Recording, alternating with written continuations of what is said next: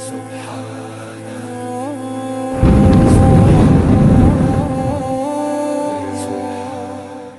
billahi minasyaitonir rajim. Bismillah, alhamdulillahi wassalatu wassalamu ala rasulillah. Assalamualaikum warahmatullahi wabarakatuh. Sa mga kapatid ko sa pananampalatayang Islam, at binabati ko ng magandang araw ang mga nanonood dito na hindi pa Muslim. So meron nga ako napanood na video na about sa atheism. Ang sabi dito sa video ay patutunayan niya 100% proof na ang Diyos ay hindi nag-e-exist.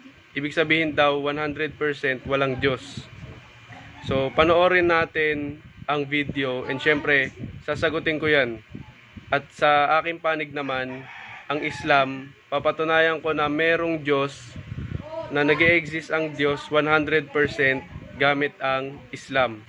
So pakinggan natin ng maigi ang video na to. I'm going to give you 100% proof that God does not exist. We're going to lay this to rest once and for all. So ang sinabi niya ay papatunayan niya at magbibigay siya ng proof 100% na ang Diyos ay hindi nag-i-exist. So pakinggan natin siya. Now, is this even possible? Can you prove that God doesn't exist? A lot of people think it's not possible. Even many atheists think that it's impossible to prove that God doesn't exist, though they believe that it's highly unlikely that he does. So, is it possible? Yeah, it is. The truth is, it's actually pretty easy to prove that the God of the Bible doesn't exist. The problem is that most people aren't smart enough to understand the proof. Oops, teka muna. Ang sabi niya ay nagbabase siya sa Bible. So tignan natin yung pinagbabasihan niya kung matibay ba. Not only am I going to give you 100% proof right now that the God of the Bible does not exist, but by the end of this video, I'm going to show you that something does exist that's stranger than you could have possibly imagined. So, are you smart enough to understand? Let's begin. I have faith in you. The idea of the God of the Bible is an attack on rational thinking. When it comes to proving that God does not exist, the first thing you have to ask yourself is, do you know what a proof is? I mean, how could someone know if I proved that God doesn't exist if they don't know what a proof is in the first place? You see, most people, when they say prove it to me, don't actually mean prove it. What they mean is convince me or show me empirical evidence. So yes, tama. Dapat, kung papatunayan mo ang isang bagay, dapat with proof and evidence. So dapat may ebidensya. Gusto niya na kumbinsihin natin siya. No, magpakita tayo ng mga proof kung paano siya makukumbinsi. So tignan natin. Now, this is completely different from a rational proof. People are convinced of things that aren't true all the time. I mean, look at all the people that are convinced that the earth is flat. Holy fucking shit. So, the first thing we need to know is that a rational proof is not the same thing as convincing someone or providing empirical evidence. So, ang sinabi niya, ang mundo daw ay flat. So, yun ang sinabi ng Bible. Makikita natin yan sa Isaiah 40 verse 22. So, makikita nyo ang verse dito, ilalagay ko dyan. Sinabi sa Isaiah 40 verse 22, na ang mundo ay bilog. Bilog. Alam niyo yung bilog? Pero hindi sinabi dito na sphere. Ang sabi ay bilog. Ibig sabihin 2D. Pag sinabing 2D, flat. No? Kaya nga tama nga yung sinasabi niya na ang sinasabi ng Bible ay flat ang mundo. Pero hindi ganoon ang mundo. No? So hindi ganoon, hindi flat ang mundo. Hindi siya basta bilog. No, hindi siya 2D na bilog. At marami na nating beses ito napatunayan lalo na ng science na ang mundo ay hindi 2D, hindi siya flat. So alamin naman natin yung sinabi sa Quran. So ang sabi sa Surah An-Nazi'at, chapter 79 verse 30, na ang mundo ay egg-shaped. Subhanallah. Yung word na dahaha na makikita nyo dito sa screen, yung word na dahaha, ibig sabihin ay katulad ng itlog ng ostrich. So yan, ganun ang sinabi sa Quran 1,400 years ago. So hindi sinabi ng Quran ang mundo ay bilog. Ang sabi ng Quran, ang mundo ay egg-shape. So, tignan natin, no, kung sino yung mas tama, Bible o Quran. Kaya pala ang mga tao naliligaw na kumbaga hindi na sila naniniwala sa Diyos dahil sa mga maling aral, no, na meron sa Bible. A rational proof is more powerful than either of these. Someone can be convinced of something that isn't true at all, and empirical evidence never results in certain truth, but only in probability. A deductive, rational proof, when its premises are true and it's used correctly, of course, results in 100% certainty. So let's look at a few examples to see the difference. Now, induction based on empirical evidence goes like this. Let's say that I observe 100 white swans. Then, because of my repeated observations, I conclude that all swans are white. Well, is my conclusion 100% certain? No, it only has a probability of being true. At any time, a black swan may come along and obliterate my conclusion, even though it had empirical evidence supporting it. In fact, this actually happened. People used to think, based on empirical evidence, that all swans were white, until black swans were discovered in Australia in 1697. So, in contrast, now let's look at an example of a rational deductive proof. So, sinabi niya, rasyonal. Kailangan daw rasyonal yung proof, yung katibayan. Kailangan daw rasyonal. Ano ba ibig sabihin ng rasyonal? Ibig sabihin, dumaan yun sa pag-aaral. Ibig sabihin na pag-aralan. Ibig sabihin na prove talaga na ganun. Premise 1. All humans are mortal. Premise 2. Socrates is a human. Conclusion. Therefore, Socrates is mortal. Now, if it's true that all humans are mortal, and if it's true that Socrates is a human, then the conclusion that Socrates is mortal must be true. It's impossible for it to be false. It's 100% certain. Of course, for the conclusion to be true, the premises must also be true. So empirical evidence can only ever mean that something might be true, a probability of being true. It can never guarantee the truth of a conclusion, no matter what. Whereas a rational proof, if used correctly, of course, can deliver 100% guaranteed truth. This is critical to remember as we prove that God does not exist. Now, it's not about convincing someone, and it's not about providing empirical evidence. Both of these are flawed. It's about delivering a guaranteed conclusion, and this is done through reason. So how do we prove that God does not exist? Well, first we have to identify what God are we talking about. Do we mean Zeus, Yahweh, Ra? Which one? So ang sabi niya, hindi mo raw matutukoy kung sino ang Diyos kung marami kang tinutukoy na pangalan. Katulad ng sinabi niya, may Yahweh, may Jehovah, kung sino-sino, iba-iba. Dahil nga magkakaiba yung version ng Bible. So sa Quran, isa lang talaga yung nagpapakilalang Diyos. Ang sabi ni Allah subhanahu wa ta'ala, innani annallahu la ilaha illallah. Ang ibig sabihin, katotohanan ako si Allah, at walang ibang Diyos na dapat sambahin liban sa akin. So yan, nagpakilala si Allah subhanahu wa ta'ala. So isa lang talaga ang nagpakilalang Diyos sa amin, no? Hindi siya iba-iba, iba-iba pangalan. We can't prove something doesn't exist if we don't know what we're referring to. Well, here we're specifically talking about the God of the Bible. Now, this God isn't just some abstract cosmic force. He has a personality and very specific attributes as laid out in the Bible. According to Orthodox Christianity, this God is all-powerful, all-knowing, and all-loving. To prove that this God doesn't exist, all we have to do is prove that he is not one or more of these attributes. And this is easily done.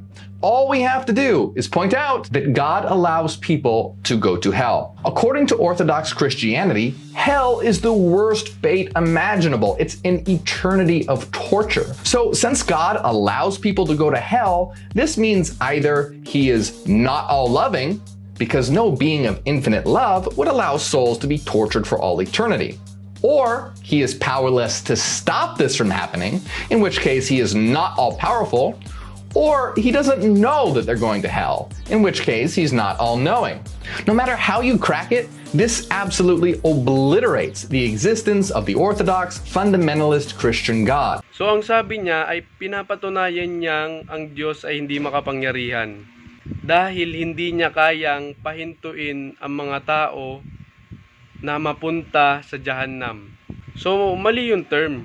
Ang Diyos ay makapangyarihan, pero ang Diyos ay makatarungan. So ibig sabihin makatarungan, lahat ng mga sumamba ay mapupunta nga naman sa Jannah. Lahat ng hindi sumamba ay mapupunta sa Jahannam. So ganun yung katarungan, no? So sabi niya pa, hindi alam ng Diyos na ang mga tao ay mapupunta ng Jahannam. So alam niya, kaya nga ito binibigay ng detalye sa Quran eh. At pangatlo na pinoprove niya, ang Diyos daw ay hindi mapagmahal. So dahil sa free will, no? Kung meron nga namang free will, ibig sabihin may kalayaan tayong pumili, bakit pa tayo mapupunta sa Jahannam kung ang Diyos ay totoong mapagmahal? So papatunayan ko sa inyo na ang Diyos ay totoong mapagmahal. So sabi sa Quran, merong Jannah. Ang ibig sabihin merong paraiso. So kung bakit sinabi na merong paraiso at syempre merong Jahannam o impyerno. So kung bakit sinabing merong Jannah o paraiso, para gumawa ka ng kabutihan, no? Kasi nga hahangarin mo yung Jannah eh. Kaya nga nilalarawan yung Jannah kasi yun ang magdadrive sa iyo papunta ng paraiso. Binabanggit kung ano yung meron sa Jannah para magpursige ka na pagtrabahuan yung kung anong meron doon. At binabanggit na detalyado kung anong meron sa Jahannam o impyerno para iwasan mong gumawa ng kasalanan at maiwasan mong mapunta doon. So kung hindi mapagmahal ang Diyos, dapat hindi niya sinabi to, no? Kung hindi mapagmahal ang Diyos, dapat hinayaan niya lang mapunta sa impyerno yung mga tao. Hindi na siya nagpadala ng mga propeta para magbigay ng babala. He just simply doesn't exist. He can't exist. It's an impossibility. It's a logical contradiction. His properties and actions result in a contradiction. What we're talking about here is a version of what's known as the Epicurean paradox. But we're just getting started. Some fundamentalist believers will say that God allows people to go to hell because that's their punishment for not believing in Him. They say God wants people to have free will, and that's simply their punishment for choosing not to believe. Now, how insane is this? This is beyond crazy for so many reasons. First of all, what kind of a maniac of a God gives someone free will, but then allows them to be tortured for eternity if they don't choose what God wants them to choose? How is that free will? I mean, really think about it. Would you do that? If you were a sane person, of course you wouldn't. So yun nga, no, nabanggit na naman niya yung free will. So siguro kine-question niya kung bakit yung tao merong free will. Kung bakit tayo may free will, tayong mga tao, dahil ang Diyos ay lumikha ng something na espesyal. So ipapaliwanag ko ulit. Ang mga anghel ba ay espesyal? Hindi. Pero ang mga anghel ay malalakas, sumasamba sa Diyos. Perpekto silang sumasamba sa Diyos. Perpekto silang sumasamba sa Diyos dahil ganun silang paraan nilikha. Nilikha sila para sumamba. Hindi sila nilikha para sumuway sa Diyos. So anong espesyal doon? Sa ganung paraan ka na pala nilikha. So ang Diyos ay lumikha ng something na pwedeng magdesisyon sa kanyang sarili. So magdidesisyon ka kung susunod ka ba o hindi. Ganun naging espesyal ang tao. Kasi meron silang pagpipilian eh. Kung gusto ba nila sumamba o hindi. So kung sumamba sila, ay mas mataas sila sa anghel. Kung hindi sila sumamba, ay mas mababa sila sa anghel. Lumikha ang Diyos ng tao na merong free will. No? Ganun namin naiintindihan ang free will sa Islam. So why would a being of supposed infinite love do it? This is reprehensible to any being with any shred of decency at all, let alone a supposed all-loving being. Furthermore, it's not like hell is the only example that results in the nullification of the God of the Bible. In the story of Noah, God drowns the entire world population except for Noah and his family because he's unhappy with their choices. So what kind of all-loving God that apparently wants everyone to have free will drowns every living thing on earth because he doesn't like their choices? By the way, I know you've heard the story of Noah's Ark over and over, so you become desensitized to it, so people don't really think about it. But come on, I mean, really give it some thought. God drowns everyone except Noah, his family, and the animals on some boat. Think about how many innocent lives. Oops, teka muna, may nasabi siyang something na hindi katanggap-tanggap. So, ang sinabi niya ay inosente daw ang mga tao sa time ni Noah. Think about how many innocent lives. So, si Nuh alayhi salam ay nagdawa ng 950 years. No? Nagdaawa siya sa mga tao, pinarating niya ang Islam sa mga tao at binigyan niya ng babala yung mga tao na kapag hindi sila sumakay sa barko, 'di ba? Yung inutusan si Nuh alayhi salam na gumawa ng barko. So nagbigay nga ng babala si Nuh alayhi salam na magkakaroon nga ng baha at ang mga hindi sasakay sa barko ay malulunod. So ibig sabihin hindi inosente yung mga tao dahil ang ibig sabihin ng inosente ay walang alam.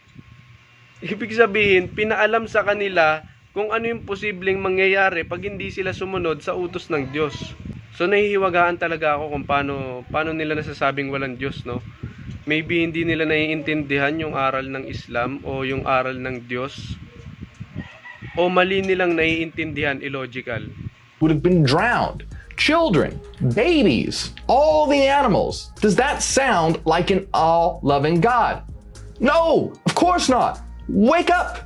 I mean, you wouldn't do that. So how could an all-loving God do that? Now the thing is that these are just a few examples. The Bible is riddled with contradiction after contradiction. The attributes and actions associated with the God of the Bible results in logical contradiction. And syempre, kung Bible nga naman ang pagbabasihan mo, sabi nga niya ay merong mga contradiction. Maraming contradiction sa Bible. So magbibigay ako ng isang halimbawa. Ang sabi sa Genesis, ang Diyos ay nagpahinga sa ikapitong araw. So walang ibang rason na ang Diyos ay magpahinga kundi mapagod. So kapag napagod ka, anong gagawin mo? Magpapahinga. So bakit ka nagpahinga? Ibig sabihin napagod ka. So wag natin ibahin yung meaning kung bakit nagpahinga ang Diyos sa Bible. Dahil ang Diyos ay napapagod, sabi ng Bible. Pero nag-contradict siya sa Isaiah 40 verse 28. Na ang sabi, ang Diyos ay hindi napapagod. So contradict, no? Malinaw na contradict sa Bible. Kaya nga ipinaparating namin ang mensahe ng Islam. Sabi sa Surah Al-Baqarah, ito ang libro ng walang pag-aalinlangan, no? Sa mga gustong makilala si Allah. So yan, sa Surah Al-Baqarah, chapter 2, verse 2. This means his existence is impossible. Literally. This is not hyperbole. This is not exaggeration. It's not highly unlikely. It's literally impossible for this God to exist. In fact, this God shares more in common with the definition of Satan than a loving God. What I want to get across is that if you suffer from religious trauma syndrome, you can begin to put your mind at ease. There is no way this God can exist as described. And that's 100% guaranteed. You can be certain of it. But we're about to go even deeper here because I'm going to show you that something else does exist, and this will blow your mind. We've established that one of the attributes of God is omnipotence. That is, being all-powerful. So according to fundamentalist Christianity, nothing is impossible for God. Nothing at all. So let's discover the omnipotence paradox. If God is all-powerful, can he create a stone that is so heavy that he can't lift it? Well, if he can create it, then that means he's not all-powerful because he can't lift the stone. But if he can't create it, then he is also not all-powerful. Remember, fundamentalist Christianity says that nothing is impossible for God. Well, this is clearly impossible. So ipapaliwanag ko lang, ang ibig sabihin niya, kung makapangyarihan ng Diyos, kaya bang lumikha ng Diyos ng bato na hindi niya kayang buhatin. So yun ang ibig niya sabihin sa sinabi niya. At kung hindi yun mabuhat ng Diyos, ibig sabihin hindi siya makapangyarihan. Nagigets niyo yung point niya? Number 1, hindi siya makapangyarihan kung hindi niya kayang lumikha ng bato na hindi niya mabubuhat.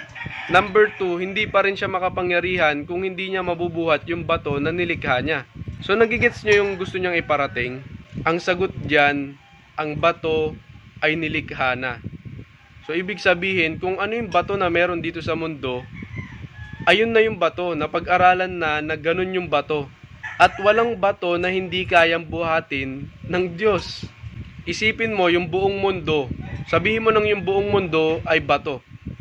So, sa tingin mo lumulutang yan, sino ang nagsusuporta dyan kung bakit yan lumulutang? Sino ang lumikha ng orbit kung bakit yan lumulutang? Hindi ba't ang Diyos? So, ibig sabihin, walang bato na hindi kayang buhatin ng Diyos.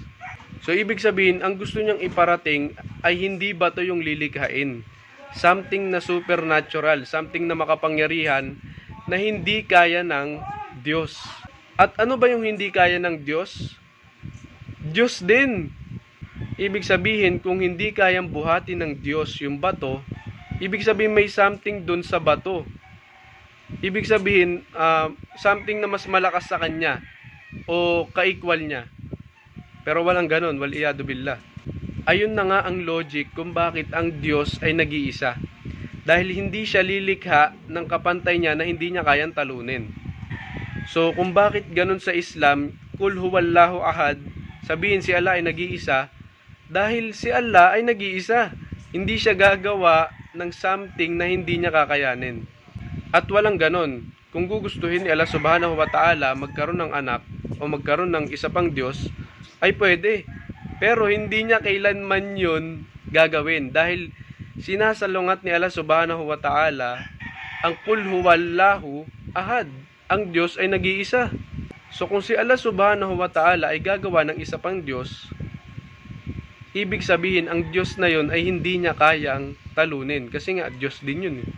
So kung sa Bible ka magbabase, tatlo ang Diyos dyan, malamang maiisip mo nga na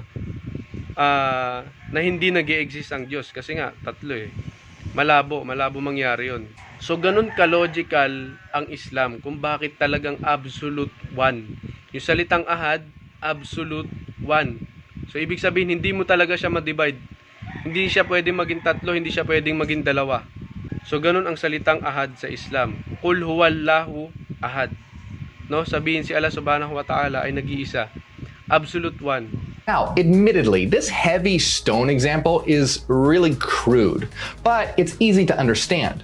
A more accurate question would be, if, given the axioms of Euclidean geometry, can God create a triangle with internal angles that do not add up to 180 degrees? Now, we could also come up with a similar but different question for non-Euclidean geometries, such as Riemannian geometries. But if this sounds a little too complicated, we can get even simpler by simply asking the question, could God make 2 plus 2 equal 5? Of course, he can't. So ang sabi niya, ang 2 plus 2 ay imposibleng maging equals sa 5. So ang sabi niya, 2 plus 2 is equals to 5. Hindi raw kayang gawin ng Diyos na gawing equal yun sa 5. Dahil ang 2 plus 2 ay equal sa 4. Paano kung mapatunayan ko sa inyo na kayang gawin niya ng tao? So kung kayang gawin niya ng tao, mas lalong kayang gawin niya ng Diyos. So meron yan dalawang posibilidad na pwedeng maging equal sa 5 ang 2 plus 2. Ang una ay kung ang magiging sequence ng number ay magiging baliktad. So halimbawa, 1, 2, 3, 5, 4. So mas nauna yung 5 kaysa sa 4. Ang ibig sabihin yung 5 ay 4. Nagigets niyo mga kapatid? So sa ganung paraan ay magiging 2 plus 2 is equals to 5. So ang pangalawang posibilidad kung paano ang magiging 2 plus 2 ay equal sa 5, syempre gagawin nating variable yung 2. So kapag sinabing variable, isa siyang element na meron siyang ibang equality.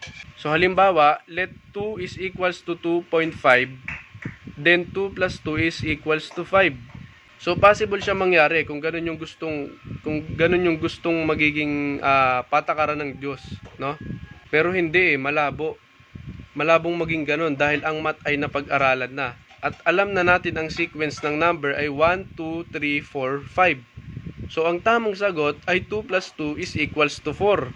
So ibig sabihin, tapos na nating pag-aralan ang math at na-prove na natin na ang 4 ay mauuna kaysa sa 5. At ang number 2 ay number, hindi variable.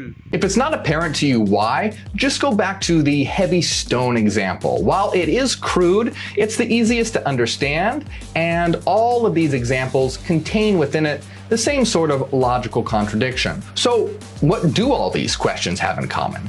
They are breaking the rules of reason, the rules of logic, the rules of mathematics. They simply aren't possible because these laws can't be broken. This results in some important consequences because even God cannot break these rational mathematical laws. Kaya nga ang sabi sa Islam, ang kamalian ay hindi kailanman magiging tama at ang tama ay hindi pwede magiging mali. So never, dahil ang Diyos ay hindi madaya. So ang Diyos ay makatarungan. So kung ang number ay kayang dayain ng Diyos, ibig sabihin yung la ilaha illallah pwede rin dayain ng Diyos. So hindi ito possible mangyari dahil ang tama ay hindi kailanman magiging mali at ang mali ay hindi kailanman magiging tama. Gets nyo? This means that God is restricted by them. So either these laws are more powerful than God, which means that God isn't God at all, but that these laws are God. Or that God can't break these laws because these mathematical laws are what God is, and God can't go against its own nature. Either case leads to the same conclusion, that mathematical law is God. So ang sabi niya ay rules cannot be broken. So ibig sabihin hindi mo kailanman pwedeng sirain ang rules o hindi mo pwedeng baguhin ang rules. So illogical kung ang rules na napag-aralan na ay babaguhin mo. So parang ang ibig sabihin niya, since napag-aralan na natin na bawal pumatay, na possible magiging pwede pumatay. So hindi mo kailanman pwedeng gawing mali ang tama at hindi mo pwedeng gawing tama ang mali. That mathematical law is God. Oops, teka muna. Ang sabi niya ay ipoprove niya na 100% ang Diyos ay hindi nag-e-exist. Pero bakit ngayon pinuprove niya na ang mathematics ay ang Diyos? So, illogical, no? Ang pinuprove niya walang Diyos, pero yung tinutukoy niya Diyos ay yung math. So, ang mathematics ay nilikha rin ng Diyos. So, ang math ba ay gagana kung walang tao? Hindi. So, sino magko-compute ng math kung walang tao? Para mong sinabing Diyos din yung rebulto. Kasi, hindi makakagalaw yung rebulto maliban galawin siya ng tao at ilipat ng pwesto. So, ganun din yung math. Hindi mo siya mako-compute nang walang magko-compute. Ibig sabihin, kung walang tao dito sa mundo at math lang yung meron, sino magko-compute ng math? Nagigets niyo yung point? So, paano mo nasabing Diyos yung math? Samantalang yung math ay hindi rin nag-i-exist, maliban na lang nilikha ito ng Diyos. The God of the Bible does not exist. God is mathematical law. But wait, if that's true, is this mathematical God conscious, and did he create the universe in 7 days and do everything else the Bible claims? No. Let me explain. So, the principle of sufficient reason is a very important yet very simple law. The principle of sufficient reason simply means that for everything that exists, there must be and exist a rational explanation for how it can exist. To put it very simply, the principle of sufficient reason means that reason is true. We all automatically accept it as soon as we start to look for reasons why something is true or false. It's what powers thought and allows proofs to work. If you deny this principle, you're literally denying reason itself, and if that's the case, then there's no reason I could possibly give to you for anything at all, because you would be literally denying reason. So let me introduce to you one more law, then I promise we'll have what we need. Resulting from the principle of sufficient reason is a law called Occam's razor. Occam's razor simply means that existence will choose the most simple path or option. Teka muna, wait. Ang sabi niya ay Occam's razor. So, ang ibig sabihin daw ng Occam's razor, existence will choose the most simple path or option. So, sa madaling salita, free will. Dahil lang free will ay meron kang pagpipilian. So kanina against siya sa free will. Ngayon binago niya yung pangalan ng free will, ginawa niyang Occam's razor, and then ayun na yung pinapangaral niya. Illogical. Now, why is that?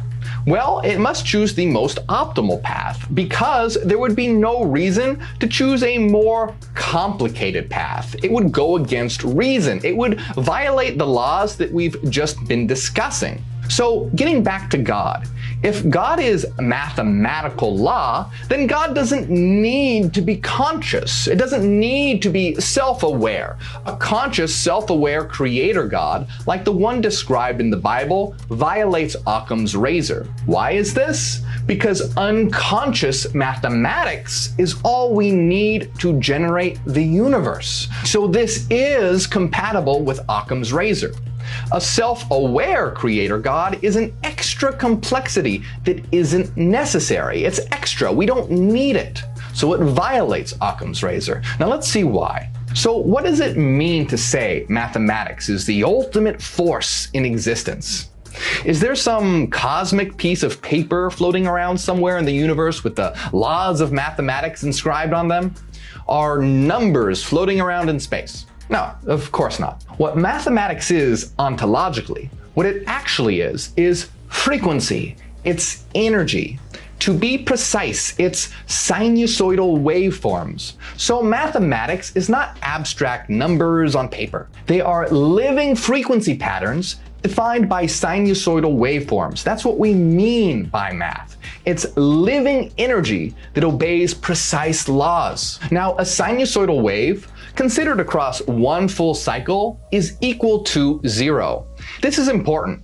Because it's equal to 0 across a full cycle, it's dimensionless. It's not something physical, it's mental. So what mathematics truly is mental frequency, frequency of mind. So here we have the concept of God as not a self-aware creator God, but a collection of unconscious mathematical frequencies, sinusoidal waveforms. By a mathematical process called a Fourier transform, we can transform mathematical frequency information into mathematical space-time information. Now this is at the heart of quantum mechanics, which shows that all of reality is based on waveforms, not material particles. What this means is that we can construct all of so-called physical reality, the space-time universe, from nothing but the interactions of mathematical frequency patterns. So ang haba ng sinabi niya, no? Ang ibig sabihin, ang math daw ay kayang likhain kung ano yung meron sa mundo.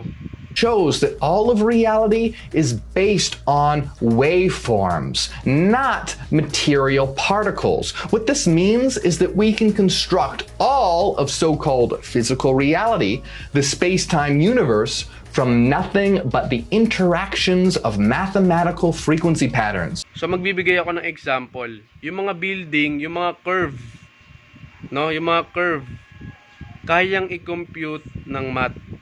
Pero uulitin ko, hindi yan mako-compute kung walang tao. So ibig sabihin ba, dinudyos nila yung math dahil nako-compute nito ang lahat ng meron sa mundo? So ang tanong, hindi naman tatakbo yung math kung walang tao na magpapatakbo nito. Kung totoong ang math yung Diyos, bakit hanggang ngayon hindi pa rin makagawa ang mga scientist ng katulad ng tao? So kaya nilang gayahin yung panglabas na anyo. Oo, kaya nila yun. Pero kung paano nabubuhay ang tao, kung paano hindi mo na kailangang i-charge, no? Humihinga tayo gamit yung oxygen. So kung math yung Diyos, bakit hanggang ngayon hindi pa rin sila makagawa ng katulad ng tao? Dahil ang totoong engineer ay si Allah. So sabi ni Allah subhanahu wa ta'ala, ang puso bago tumibok ay humihingi ng 6 na permiso kay Allah. So paano mo gagawin yun? At yung isa pa niyang sinabi, yung tungkol sa space and time. So ang mga tao ay nag-i-exist sa space and time. So ang tinutukoy ng mga Kristiyano na Diyos ay si Jesus, kung saan nabuhay siya dito sa mundo na merong space and time. So ang ibig sabihin ng space, ito yung ginagalawan natin. Ito, yan. Yan ginagalawan natin. Yan yung space. And yung time, kung bakit may time dito sa mundo, dahil ang mundo ay may limitasyon. Halimbawa, sa isang araw, 24 hours. So may limitasyon, no? Ang kagandahan ng Islam, ang Diyos ay walam yakun lahu kufuwan ahad. Ibig sabihin, ang Diyos natin sa Islam ay walang katulad. Wala pang nakakita.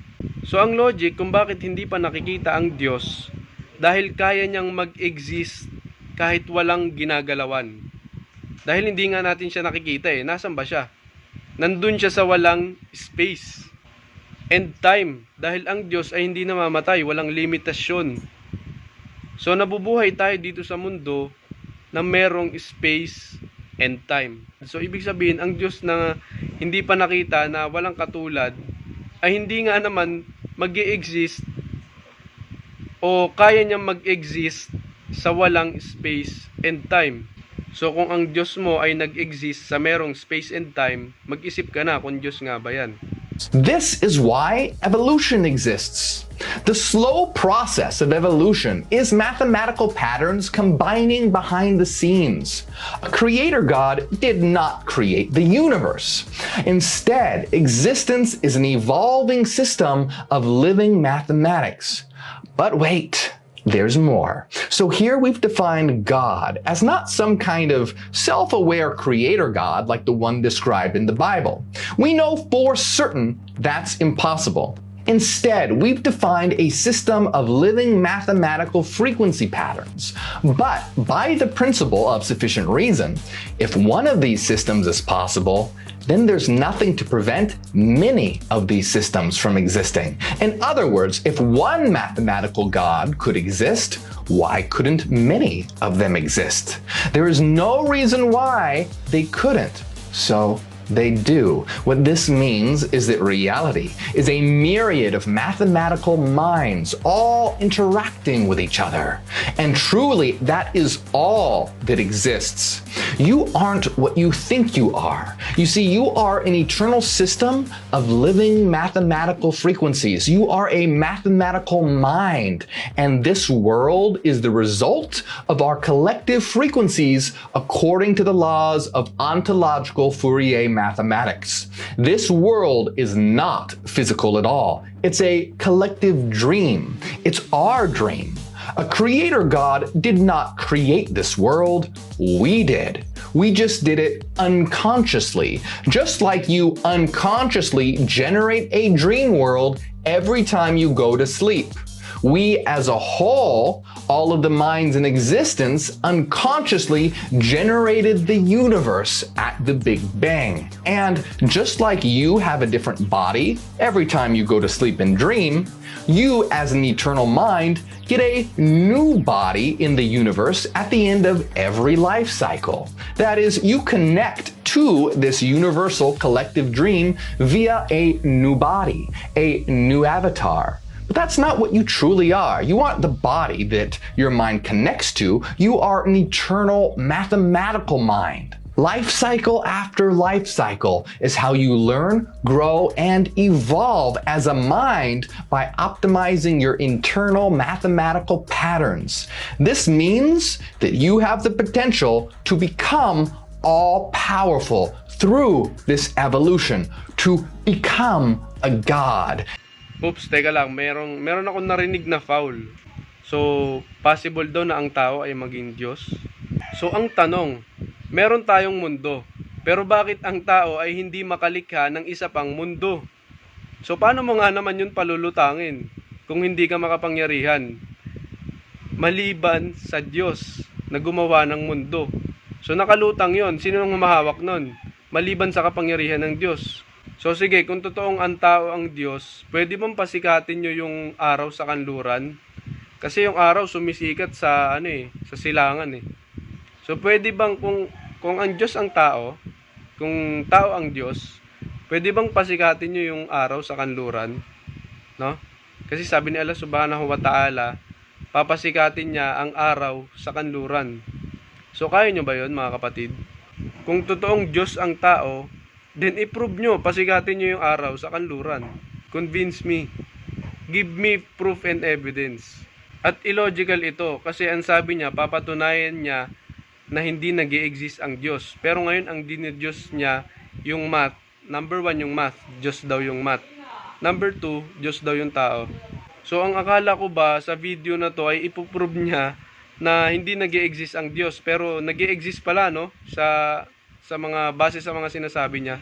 Kaya nga sabi ng mga scientists, ang maliit na kaalaman sa science ay magtuturo sa iyo na walang Diyos. Maliit yung kaalaman mo sa science eh. Pero ang malaking kaalaman sa science ay makakapagpaniwala sa iyo na merong Diyos. Kaya bilib ako sa mga scientists na talagang maaalam. Dahil mismong mga scientists na maaalam ay naniniwalang merong Diyos. Pero ang mga atheist ay hindi naniniwalang merong Diyos dahil sa liit ng kaalaman nila sa science. So hanggang dun lang yung video na Ako naman, ipuprove ko naman na merong Diyos 100%. So magbibigay ako ng mga signs.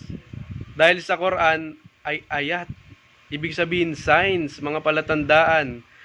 Ang Quran ay hindi libro ng science o siyensya. Ang Quran ay libro ng science, mga palatandaan. So ang mga atheist ay na-fulfill nila yung kalahati ng la ilaha illallah. Nakuha nila yung la ilaha. Ibig sabihin ay walang ibang Diyos na dapat sambahin. Insyaallah, kung mapapanood nila yung video na to, ay mapatunayan ko na merong illallah. Walang ibang Diyos na dapat sambahin liban si Allah. No? So na-fulfill ng mga atheist yung kalahati ng la ilaha illallah. Ang ipoprove na lang natin yung kalahati, yung illallah. So inshallah ay maiprove natin ito. Magbibigay ako ng mga example na imposibleng mangyari. Maliban na lang kung may Diyos.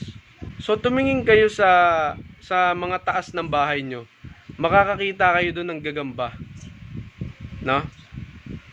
Tayo, social experiment. So meron kayong makikita dyan mga maliliit na gagamba. Mga baby na gagamba. Pero nakakapagtaka, no? Paano yung bagong silang na baby na gagamba, 3 days old, ay nakagawa ng sapot? No? Something amazing, no?